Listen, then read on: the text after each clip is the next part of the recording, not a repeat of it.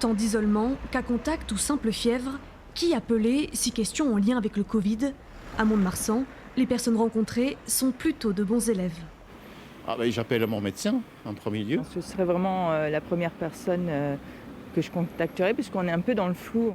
Je appellerai la pharmacie. Ça vous viendra l'idée d'appeler le SAMU par exemple?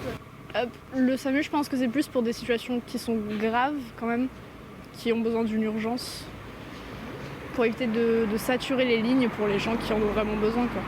Sauf que tout le monde n'en a pas forcément conscience. D'accord, bon, on fait comme ça, vous nous rappelez s'il y a le moindre souci, d'accord? Depuis 3 semaines, le centre de régulation du SAMU des Landes tourne à plein régime.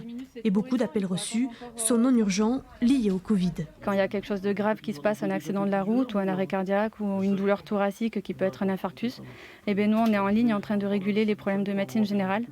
Et donc ça a créé un retard au niveau de l'envoi des moyens. Parfois, c'est jusqu'à 6 minutes d'attente par appel.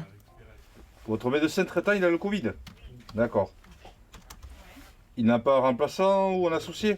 Des appels qui représentent 12% de ceux reçus quotidiennement par le SAMU. Pourtant, c'était 2 fois moins il y a un an, quand l'hôpital de Mont-de-Marsan était saturé. Il y a beaucoup plus de gens qui sont positifs, ça c'est clair, même s'ils ne sont pas malades.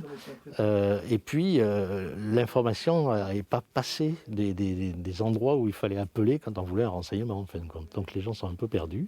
Il y a des numéros d'appel national, mais qui sont peu connus. Parmi eux, les numéros de permanence de soins, comme le 116 117, ou encore le numéro vert du gouvernement, créé spécialement pour répondre à ces interrogations.